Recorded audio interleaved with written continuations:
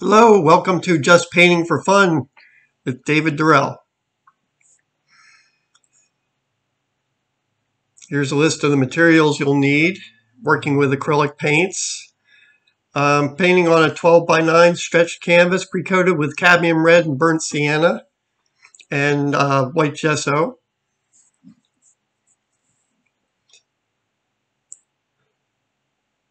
Marking 1/3 of the way up for the horizon line. Thirds are good compositional element. Now I'm drawing in compositional key features, mountains and such.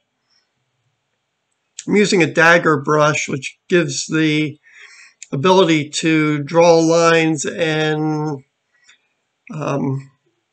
it allows the brush holds a little more paint. You can turn corners with it a little easier than a flat or an angle because of its shape.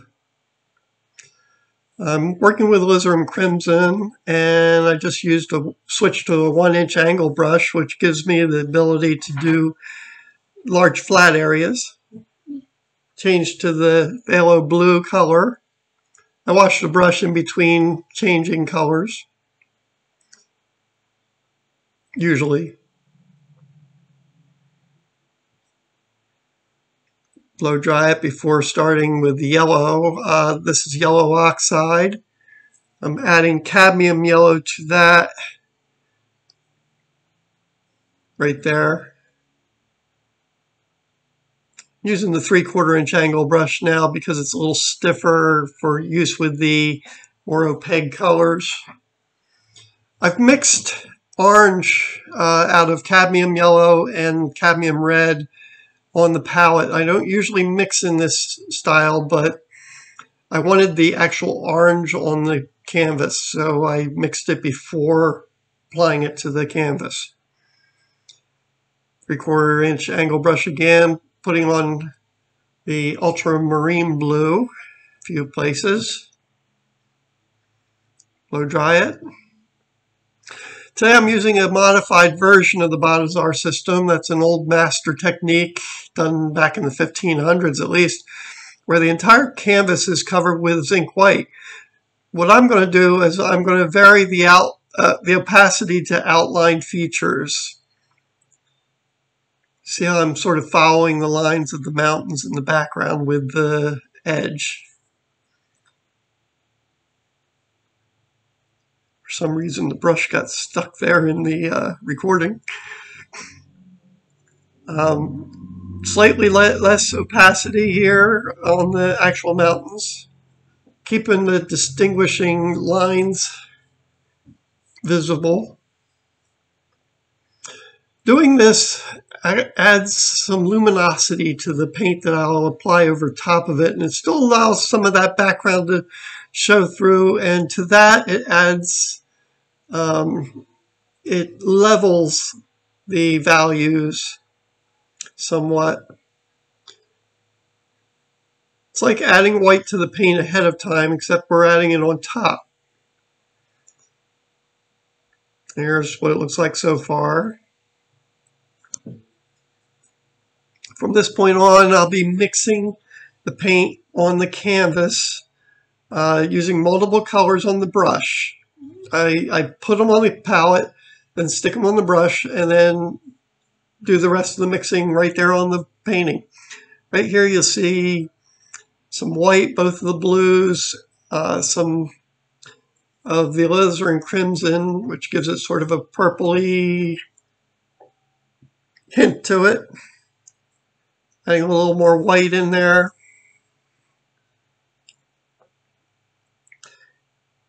In the white, I usually put other colors, like there may be a little bit of the yellow oxide in there. Here I'm adding more blues. Right there, that gray is made by adding the cadmium red to the mixture of the blues and the Alizarin Crimson and the white. I'm spacing it all through the canvas. You'll see it down there in the bottom in the stream that runs through. I actually put some in some of the grassy areas.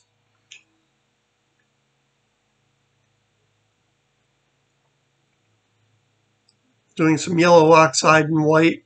There's little tiny bits of the blue and the cadmium red in that.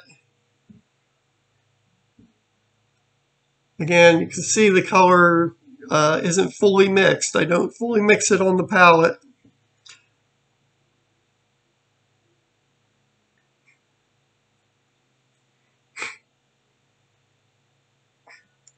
Put a little phthalo blue in that mixture. It gets me that greenish hint of green that you see there in the grass area.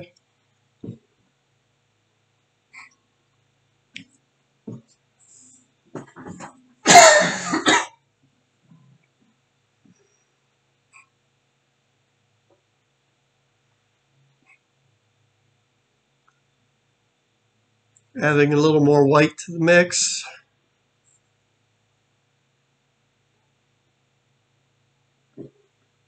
That green is a mixture of Hooker's Green, Cadmium Red, and Alizarin Crimson. That's why it's got that dark. I've added some blues to that.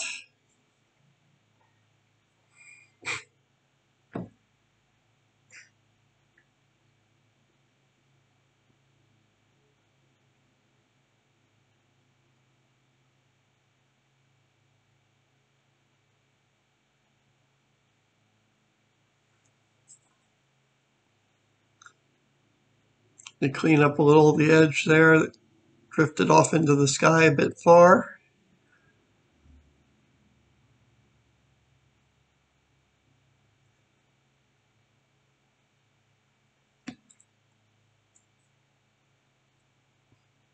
Added some more red to it to get that closer to a brown in the background there. Touching up some of the skyline there with some blues and whites.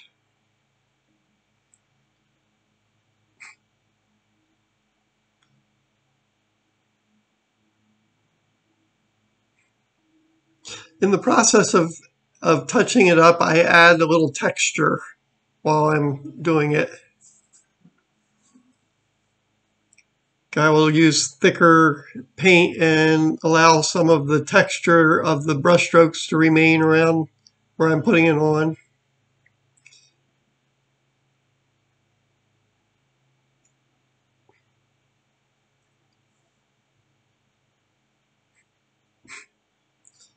Switch to the 1/2-inch flat brush, gives a little more control for some of the trees I'm going to put in here,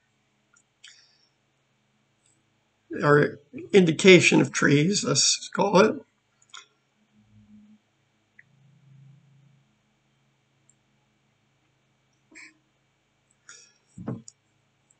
Today's method is a little more direct than I've done in the past for my videos.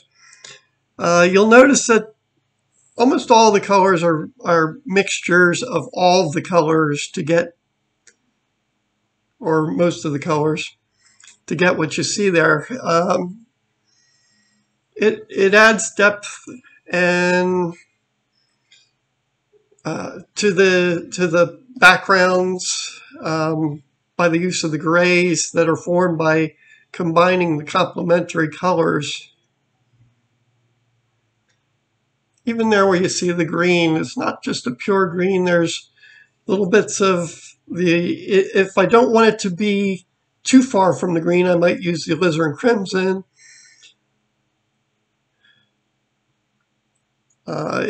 If I want it to go more brown, I might put the Cadmium Red in there.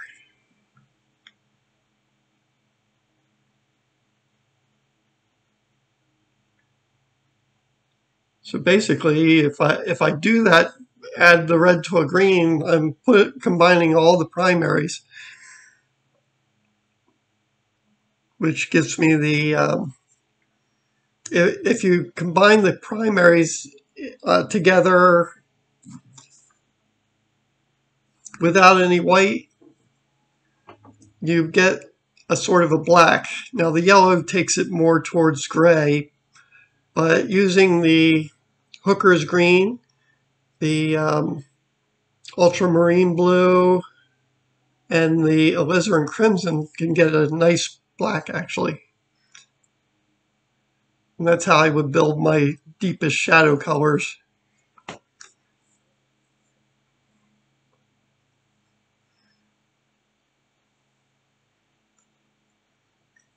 As we get closer to the viewer, the primary color that you're seeing becomes more intense.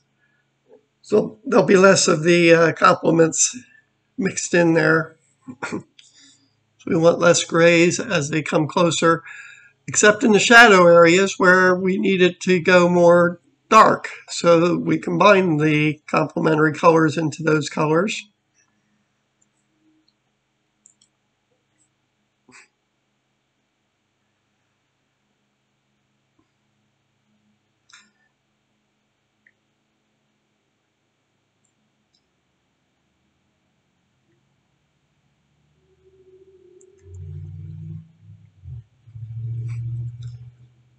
Throwing some shadow color into the trees back there and into the foreground there.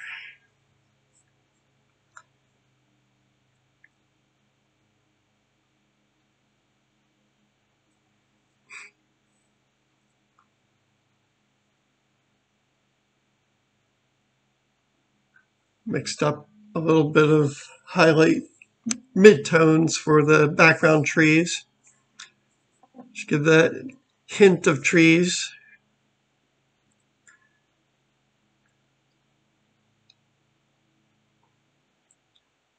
In our process to keep painting fun, we don't need to make every branch of a tree. We just need to hint that they're there well enough to believe them, to understand what it is we're painting. It's a painting of a tree. It's not a tree.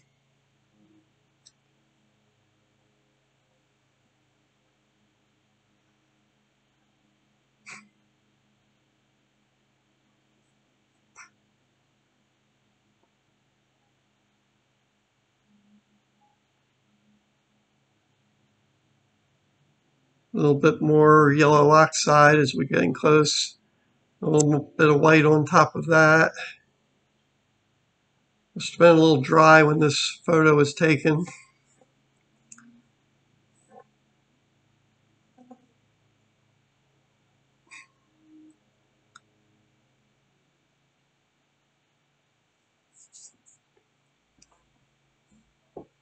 Found this photo in a public domain registry of photographs. Lovely photograph of the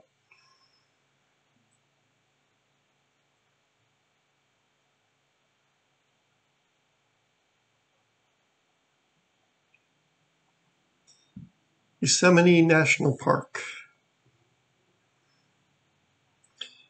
I'm signing it here, but I don't believe it's fully done. Spotted a few things I wanted to change. I wanted to clean up some of the edges of the mountain range, and the shadows were tilted a little too far upwards. I wanted to straighten those out, connect them together a little differently. Needed a little more highlighting in the mountainside. So usually sit with a painting and just look at it for a while, and then I can decide what I want to change later. That's a wisp brush. We use that for to quickly create lines of grass and such. You have to be careful that it doesn't create too much evenness. Thanks for watching.